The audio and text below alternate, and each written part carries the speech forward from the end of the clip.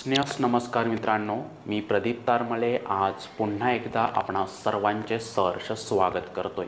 तर मित्रांनो, यामध्ये अतिशय महत्त्वाचे अपडेट्स घेऊन आलो आहेत। आपण पाहाल तर अवेली पाऊस किंवा गारपीट यामुळे जे काही शेतकरी बांधवांचे नुकसान झालेले तर त्यांसाठी तब्बल 271 कोटी रुपये या ठिकाणी प्राप्त झालेले आहेत।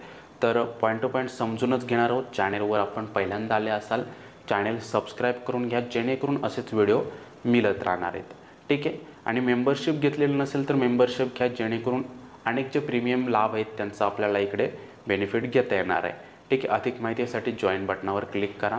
आणि महत्त्वाचं म्हणजे हे व्हिडिओ आपण पाहिले नसतील तर पाहून घ्या। 282 कोटी रुपये कालपासून वाटप झालेले आहेत। त्याचबरोबर 90% अनुदान देण्यासाठी बँकेकडे विशेष प्रस्ताव सादर करण्याचे आदेश देण्यात आलेले आहेत। तर या व्हिडिओमध्ये याल जी आर आपल्या समोर आलेले माहे फेब्रुवारी व मार्च 2015 मध्ये आपण पाहू शकता अवेली पाऊस व गारपीट यामुळे बाधित शेतकऱ्यांना आपण पाहाल 3 महिन्याची व्याजमाफी, तसेच सन 2014-15 या वर्षातील रूपांतरित कर्जावरील सन 15-16 या वर्षाचे संपूर्ण व्याज व पुढील 4 वर्षांचे 6% दराने व्याज या ठिकाणी शासनाद्वारे अदा करण्यासंबंधित इकडे जी आर आपल्या स्क्रीनवर पाहायला मिळतोय। तर शासन निर्णय सविस्तर समजून घेऊयात। इथे आपण पाहाल माहे फेब्रुवारी व मार्च 2015 मध्ये जे काही पिरियड आहे यामध्ये अवेली पाऊस व गारपिटीमुळे शेतकरी बांधवांचे नुकसान झाले असते।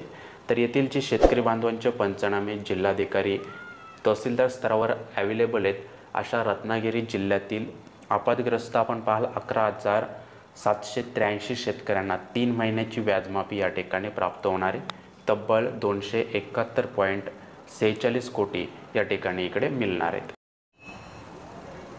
त्याचबरोबर पुढे आपण पाहाल सन 2014-15 मधील पीक कर्जाचे पुनर्गठन झालेल्या शेतकऱ्यांचे 15-16 या वर्षाचे संपूर्ण व्याज व पुढील 4 वर्षांचे 6% दराने व्याज, रूपांतरित कर्जाचे वार्षिक हप्ता विहित मुदतीत परत करण्याची अट ही शिथिल करून शेतकरी बांधवांना या ठिकाणी दिलासा प्राप्त झालेले अशा प्रकारचे महत्त्वाचे जे काही जी आर आहे, जी आरातील तरतूद आहे ती इकडे कव्हर केलेली आहे। माहिती आवडली असेल तर नक्की लाईक करून उर्वरित